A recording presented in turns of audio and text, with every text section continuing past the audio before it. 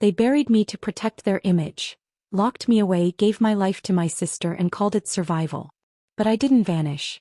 I rose quietly, rebuilt everything they destroyed and made a name that wasn't theirs. Now they want forgiveness. But I don't owe them a damn thing. They buried me before I ever had the chance to live. Not in the ground, not with flowers or prayers. But in silence. In that locked storage shed behind our old house, the one that smelled of rust and mildew and forgotten things. I died in there. Not from wounds or illness. From betrayal. It was a Wednesday. The day my older sister, Emily Carter, married my fiancé. My fiancé, Ethan Pierce. I remember the dress. Not hers. Mine. The one I'd saved for months to buy. Pale blue satin trim, delicate embroidery at the collar. She wore it like it had always belonged to her, smiling in every photograph, radiant and shameless. No one asked where I was. No one noticed I was missing. Because I was already the invisible one. The disappointing daughter. The mistake they couldn't quite admit to making. I had asked Ethan to wait for me just a little longer.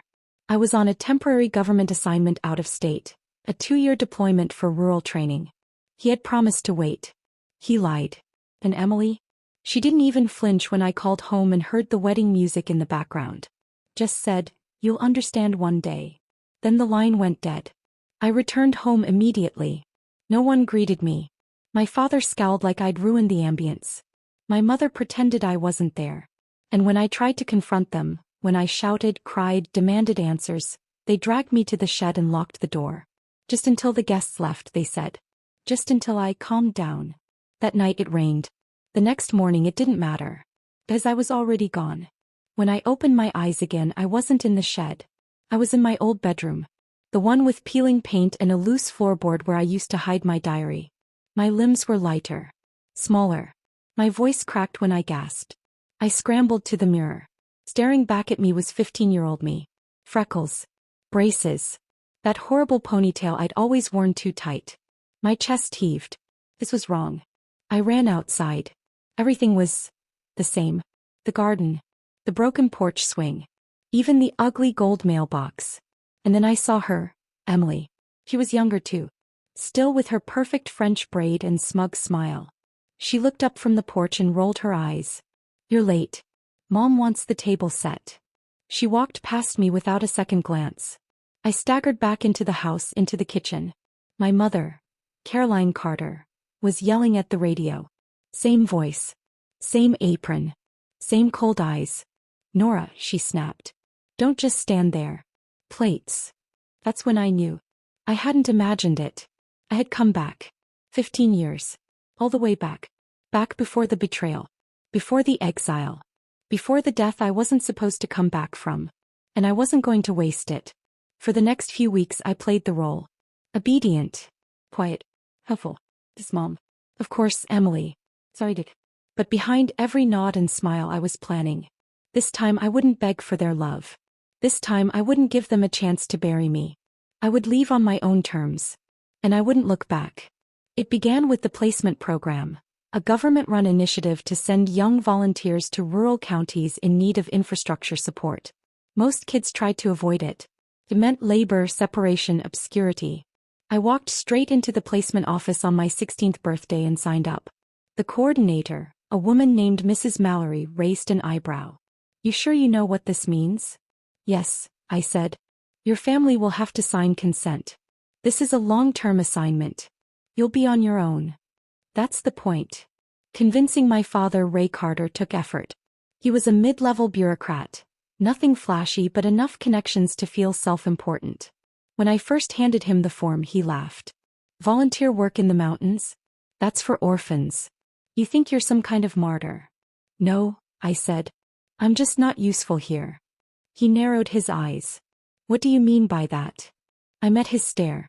"I mean you've already chosen your daughter. I'm just removing the spare piece." He tried to rip the form in half. I brought him another. When he refused again, I went to his boss. Quietly. I told him Ray Carter was obstructing the state's reallocation program. That he was defying a public assignment mandate. 2 days later, the form was stamped. Signed. Approved. I would be leaving in a week.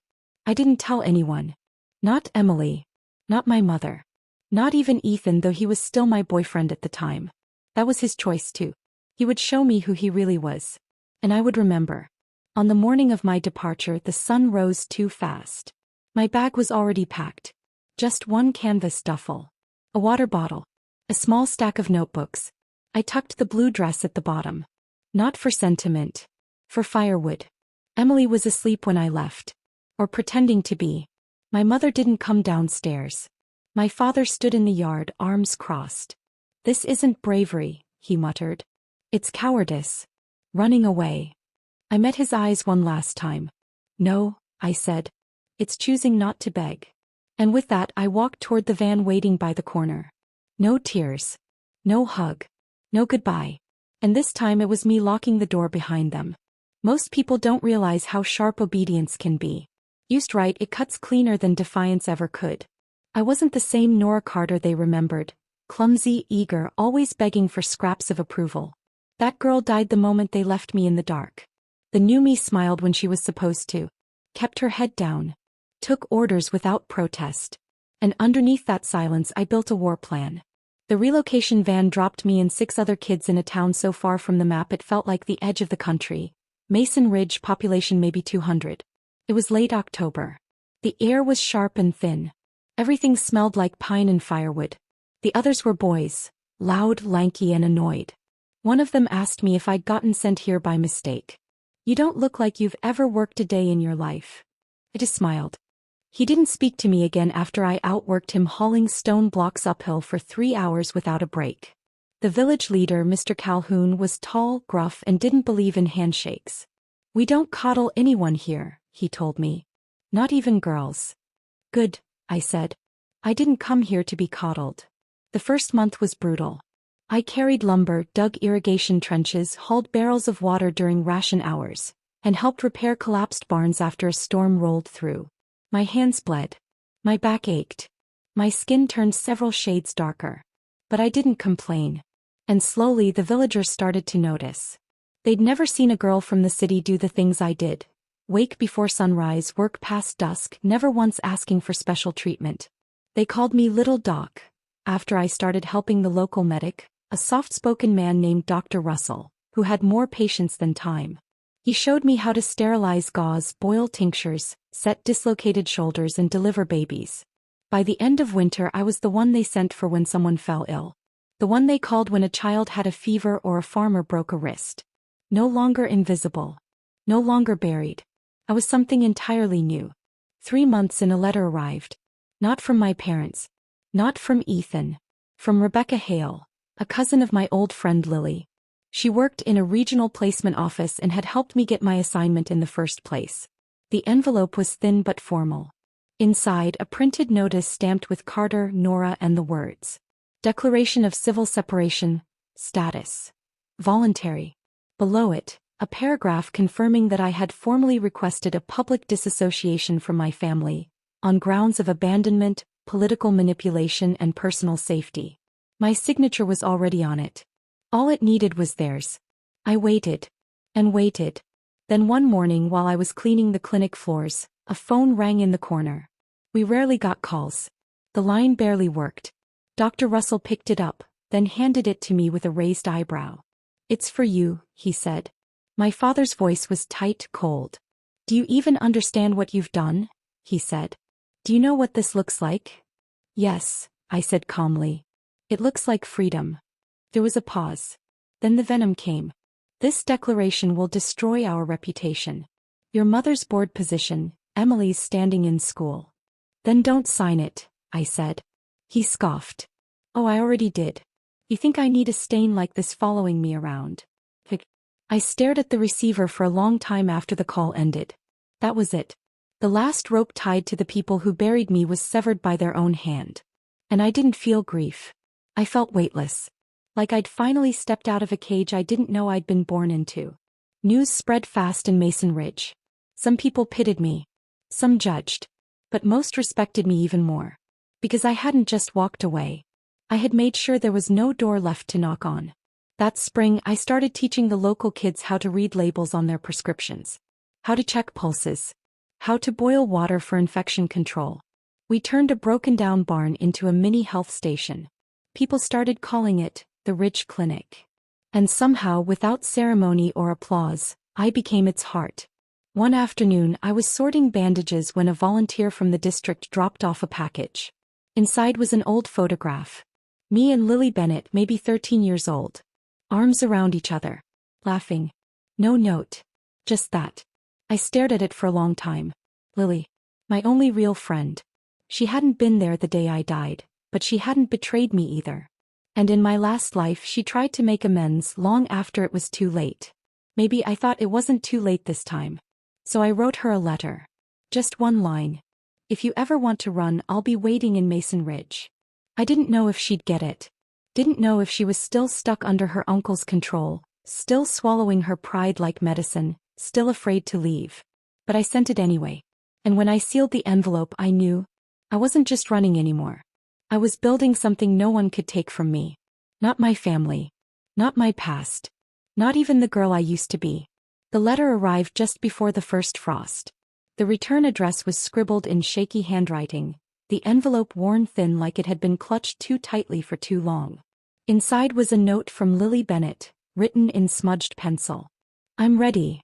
No flourish. No apology. Just 2 words. It was enough. I didn't tell anyone I was expecting her.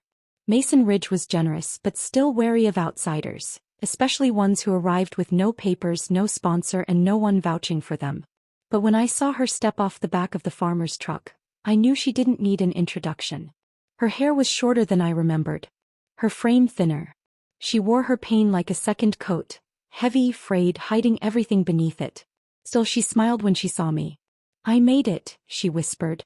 You did, I replied, pulling her into the hug I owed her in 2 lifetimes.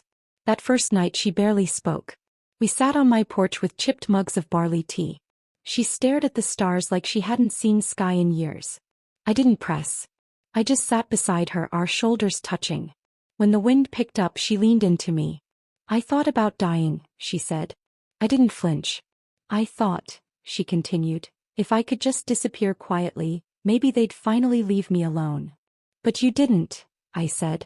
No, she whispered. Because I remembered you. My throat tightened. I didn't save you back then. You wrote, she said. You said to run. That was enough. The next morning, Lily began working at the clinic. She didn't have credentials, but she had hands that learned fast and eyes that never missed detail. The villagers took to her quicker than I expected, especially the children who clung to her like a big sister. He and I fell into rhythm. We sterilized tools in silence, handed off gauze with practiced ease, shared meals when the days ran too long to cook separately. She didn't cry often, but when she did, it was always in the laundry shed where no one else could hear. I pretended not to notice. But sometimes I folded her blanket a little neater, boiled her tea a little stronger, sat next to her while saying nothing at all. That's what surviving together looks like. Not dramatic declarations. Just showing up. And again. And again. A month after Lily arrived, I got a visit from Mrs. Mallory, the same official who'd signed off on my relocation papers. She brought news. My declaration of civil separation had been posted publicly. In print. On state record. Irreversible. No more Carter family obligations. No inheritance claims. No legal access to their names, property, or history. I belonged to no one. You sure about this, Nora? She asked. There's no going back. I'm sure, I said. She slid a form across the desk. I signed it without hesitation. Felt like the first time I'd ever really used my own name. Back in the village, Lily found me sitting by the river, staring out at the water with the form still in my hand. She sat beside me quietly. I'm not a Carter anymore, I said after a while. She didn't ask how I felt. She just said, you were never really theirs. That winter was the harshest Mason Ridge had seen in 10 years. Supplies were low. Power outages frequent. People got sick faster and healed slower. But Lily and I didn't falter. We made herbal remedies when medicine ran out. Boiled snow for clean water. Delivered soup door to door even when the wind cut through our coats like blades. The village started calling us the Ridge Sisters. Someone painted a sign for the clinic. Mason Ridge Health. Founded by Nora and Lily. I didn't cry when I saw it. But something in me shifted. For the first time in both lives, my name stood for something other than survival. It stood for care. For healing. For choice. In late January, Lily came running into the clinic with a letter clutched in her hand. It was from a cousin, Rebecca. She'd seen something in a regional bulletin. Ray Carter, my father, had suffered a public disgrace. Misuse of government funds. Demotion. Investigation pending. My mother, Caroline, had been removed from the regional council board. And Emily? Her university records were under audit. Her marriage to Ethan had been voided quietly in court. No one knew why. They were falling. Not because of me. Because the house of cards they'd built finally collapsed under its own weight. Lily handed me the letter, eyes wide. What are you going to do? I looked at it for a long moment. Then walked to the fire pit and dropped it in. I'm going to make soup, I said. And I did. By spring the snow had melted. The clinic was full again. The village was healing. And so was I. Not in the grand cinematic way. Not with fireworks or fanfare. But in the quiet way that counts. By waking up every morning and choosing to stay. By looking at Lily across the kitchen table and knowing I had a sister who had chosen me back. By never once writing another letter to the people who buried me. Mason Ridge didn't feel like home at first. It felt like exile. Like a punishment in disguise. But somewhere between the bitter winters and the slow golden springs, it became mine. By summer I'd memorized every face in the village. Not because I tried, but because people here made eye contact when they spoke. They shook hands like they meant it. They offered warmth without expectation. It was disorienting at first. People back home only looked at you when they needed something. But here, the blacksmith, Mr. Dobbs, who gave me a whistle to carry in case I ever walked home alone at night. The schoolteacher, Miss Clara, who gave me extra chalk and said, if you want to teach the kids about health, use the blackboard. The florist, Harriet, who never asked why I kept buying wildflower seeds in bulk. People didn't know my past here. And they didn't need to. All they knew was that I showed up. That I stayed. That I worked hard and didn't ask for special treatment. And over time that was enough. Lily and I expanded the clinic with reclaimed wood and second-hand cabinets. We didn't have fancy machines, but we had hands that worked, minds that remembered, and hearts that had long ago learned how to keep beating even when it hurt. We made our own antiseptic. Brewed herbal teas with fever-reducing properties. Wrote our own pamphlets on wound care and nutrition, passing them door to door in the evenings. Some days it still shocked me how much people trusted us. Back then I would have been laughed out of a room just for speaking up. Now, mothers brought their children to me without hesitation. Farmers asked me to treat their livestock when the local vet was out. Dr. Russell even stepped back, letting me take on most of the rounds. You've got something the rest of us don't, he said once. You care like your life depends on it. It did. Because every life I helped save felt like another piece of the one I lost. We didn't talk much about the past, Lily and I. Sometimes she'd let things slip. How her uncle used to lock her out when she missed chores, how the school counselor ignored her bruises, how people told her she was lucky just to have a roof. I didn't push. I just listened. That was enough. In July we were asked to speak at a regional health summit. Me. The daughter they tried to bury. I almost declined. But Lily looked me dead in the eye and said, you don't owe them silence. So we went. The summit hall was full of suits and heels and two bright lights. The kind of place I once would have shrunk inside of. But I stood tall. Talked about rural health equity. About grassroots solutions. About community trust. I didn't use fancy words. I used truth. When we finished there was a long pause. Then applause. Slow at first. Then rising. Not everyone stood. But enough did. That night Lily and I sat on the hotel rooftop, eating overpriced fruit from the minibar. You killed it, she said.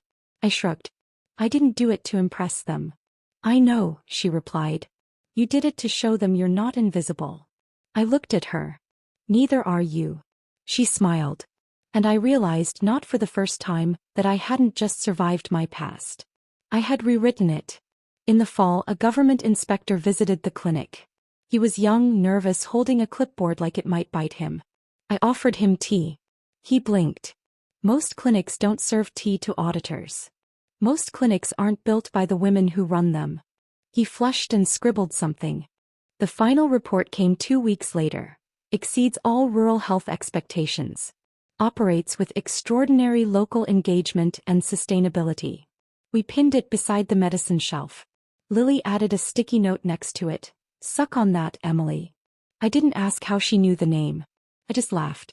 One morning in late October I received a package. No return address. Inside was a set of photographs. Me. At the summit. Speaking. Smiling. And then, one of Emily. Candid. Eyes vacant. Sitting on a bench with a cigarette between her fingers. No note. But I knew who sent it. Then. I burned the photo.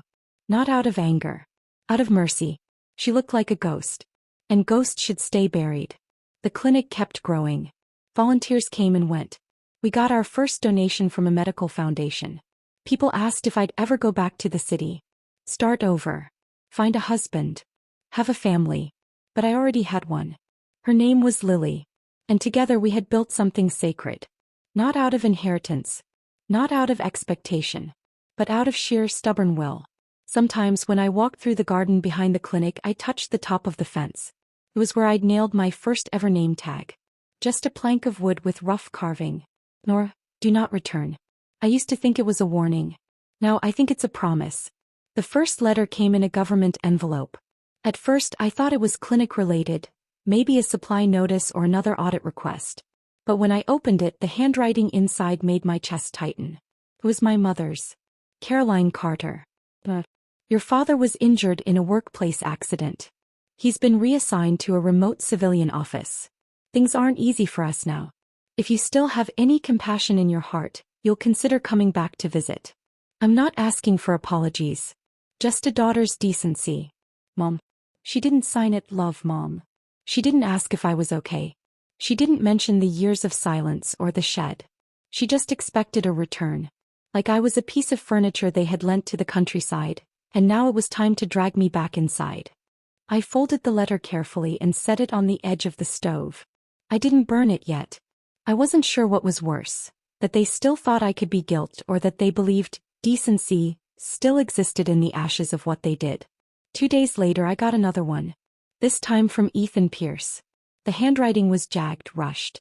They're crumbling. Your father's being investigated. Emily lost her job offer after something came out about the university cheating scandal. I know we don't deserve it, but can you talk to someone on our behalf? You have credibility now. You could help. I've made mistakes, but I always thought about you. That letter didn't go on the stove. It went directly into the fire. It amazed me how little they'd changed. Even in desperation they saw me as a means to an end. Not a person. Not a daughter. Just a key they'd once thrown away, now suddenly remembered when their doors started locking. I didn't reply. Lily saw me the morning after I burned Ethan's letter. She didn't ask, just handed me an extra cup of coffee and sat beside me on the porch. You good? She asked after a long silence. I'm not sure if I'm angry, I said. Or just tired. She nodded. I think that's what healing feels like. Not rage. Just silence. That week we hosted a health fair in town. Dozens of families came from nearby villages. Kids got free checkups. We distributed winter kits and vitamins. Lily gave a short talk about mental health and rural resilience, and I walked the crowd through basic first aid kits we'd assembled with grant funding. A local journalist covered it for a regional paper. The headline the next day read, "Two women who rebuilt a mountain." They quoted me in the article. We weren't saved. We built our own lifeboats. And then we made extra just in case someone else was drowning too. When I read that line back to myself I didn't cry. I smiled. Guess it was true. Then came the final letter. Thicker envelope. No return name, but I recognized the handwriting. Emily. I don't expect forgiveness. I know I don't deserve it. But I want you to understand. Mom and Dad didn't protect me either. When you left I thought they'd finally see me. But they only used me harder. I was the distraction. The golden girl. The puppet they dangled to keep their image together. Ethan was a mistake. I knew that even then. But I thought if I had something you wanted they'd finally love me more than they loved hating you. I'm sorry. I really am. If there's a chance, any chance, to undo what I helped destroy, just write back. Please. Emily. This one I held longer. I read it twice. And I believed her. That didn't mean I forgave her. It meant I finally understood. She wasn't the architect.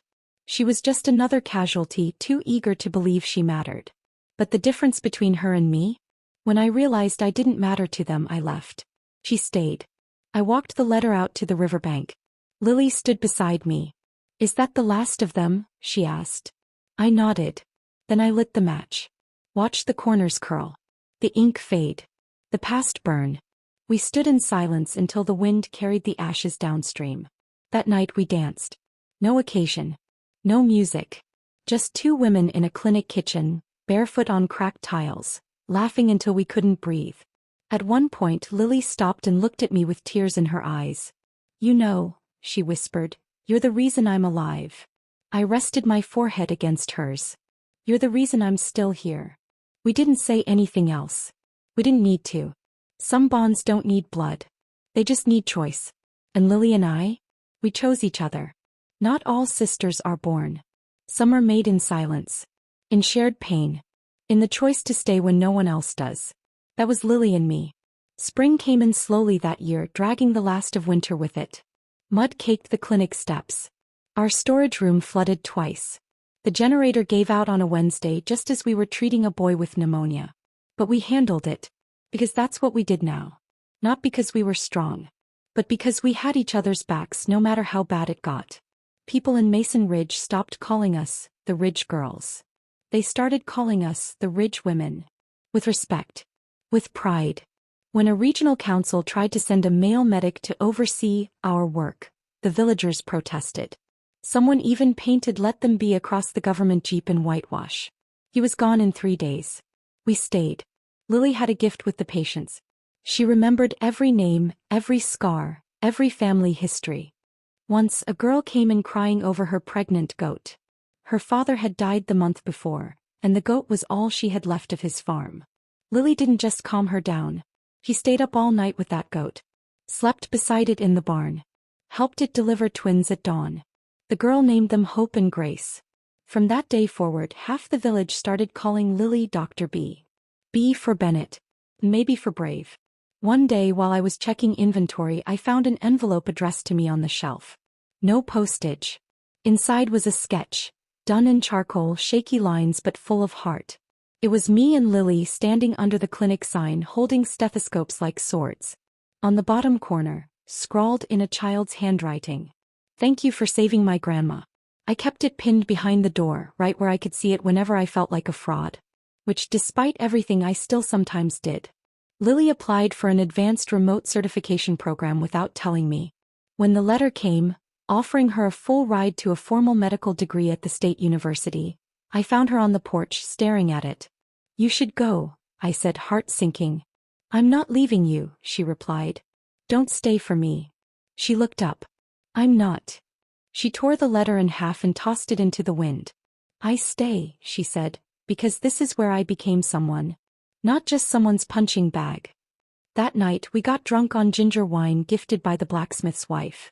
We sat on the roof, our feet dangling off the edge, laughing about nothing. Somewhere below us, the villagers were singing around a bonfire. "You know," Lily said softly, "you're more than what they did to you." I looked at her. "And you're more than what they told you you'd become." She smiled. And I knew we were both thinking the same thing. We weren't born sisters. But we chose to be.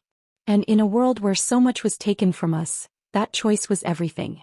That summer, the Mason Ridge Clinic won a state-level innovation award. Neither of us went to the ceremony. We were too busy pulling glass out of a kid's foot after he stepped on a broken bottle. We did get a plaque, though. Read. "In recognition of community-led medical excellence, Nora Carter and Lily Bennett." We hung it in the outhouse. Because we didn't need a wall to know our worth. We'd already carved it into the land with our bare hands. One afternoon in late August, a journalist came from the city to do a profile on rural resilience. She shadowed us for 2 days, took photos, asked thoughtful questions. But her last one caught me off guard. "What would you say to the people who left you behind?" I didn't flinch. I just said, "Nothing." She looked confused. "I don't owe them anything," I explained. "Not even words." She nodded slowly and packed up her things. The article ran 2 weeks later. The headline: "She doesn't want revenge. She just wants peace." They didn't quote Lily. But if they had, I know what she would have said. We don't need the world to understand us. We just need it to stop trying to erase us. That fall we started mentoring two girls from the neighboring town, Savannah and June. 16 and 17. Both survivors of things we didn't ask about. They helped us organize medicines, clean wounds, learn names. I watched them laugh together on the clinic porch one day and realized we weren't just healing people anymore. We were planting something, the future. One that couldn't be stolen or rewritten or shut in a shed. One night Lily asked me, "Do you ever miss them?" I didn't pretend to misunderstand. "Not anymore," I said. "Missing them means they still own a piece of me." She nodded. "I don't miss mine either."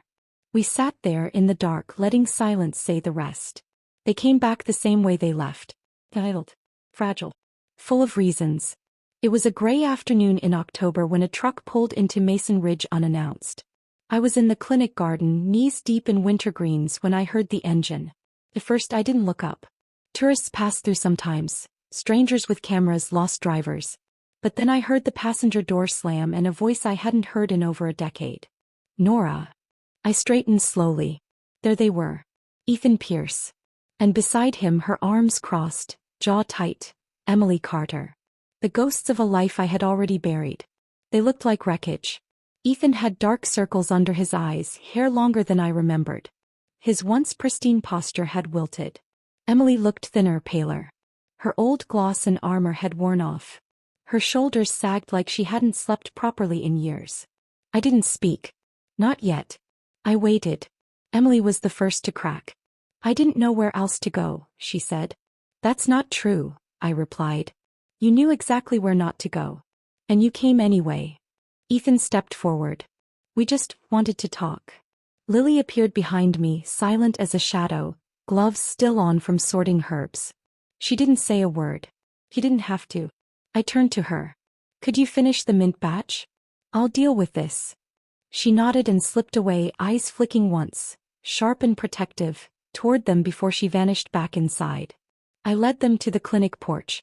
Didn't offer water. Didn't ask how they'd been. Ethan cleared his throat. "We read about the clinic. The article said you turned this place around. That you saved lives." I said nothing. Emily stared at the floorboards. "I'm not here to beg." "Good," I said. "Because you won't get anything." That hit her. She flinched. Ethan leaned forward. "You don't understand." "No," I interrupted. "You don't understand. You came here thinking I'd forgotten what you did. That I buried it somewhere in this garden with my grief." They were both quiet. I went on, voice calm. "You didn't just betray me. You left me locked in a shed while you wore my dress and married each other. You erased me." Emily whispered. "I was scared. And I was dying." Silence again. Then Ethan said, "We're not asking you to come back. We're just lost." "And you want me to fix it?" I asked. "You think because I learned how to survive I'll help you patch your wreckage?" His jaw clenched. "That's not fair. Neither was what you did." Emily wiped her face. I wasn't sure if it was sweat or tears. Maybe both. "I'm not proud of it," she said. "Any of it. These me, Nora. They promised me love if I took everything from you. And you believed them," I said. "Because you wanted their love more than you wanted to be decent." She didn't deny it. That, at least, was honest. I stood. The conversation was over. "If you're looking for forgiveness," I said, "go find a church. And if you're looking for sympathy," Lily added, stepping back onto the porch with arms crossed, "go back to the people who raised you to think it's owed." Ethan opened his mouth. But I was already walking away. Lily stayed behind just long enough to say one more thing. "You two buried a woman who dug herself back out. And the person standing in front of you? She doesn't need anything from you, not closure, not guilt, not even your regrets. So take them elsewhere." They left. No dramatic last words. No apology that could rewrite what they'd done. Just silence. And dust. Later that night, Lily found me in the kitchen. She poured me tea and sat beside me at the counter. "I'm proud of you," she said. I let out a shaky breath I hadn't realized I was holding. I thought I'd feel something bigger. Closure. Relief. "What do you feel instead?" "Nothing." "That's the point," she said. "They don't live in you anymore. We didn't speak of them again. There was no need. The past had tried to rise and I buried it again, but this time with no part of me inside it. 2 weeks later a letter came. No return address. I didn't open it. Lily burned it without asking. Because that's what sisters do. I used to wonder how my story would end. If I'd get justice. If they'd beg. If I'd ever hear the words, "I'm sorry," and finally feel free.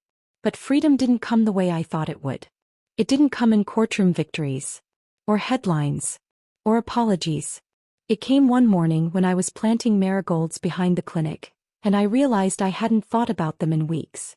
There's a kind of peace that doesn't arrive all at once. It creeps in. With every sunrise you witness alone and survive.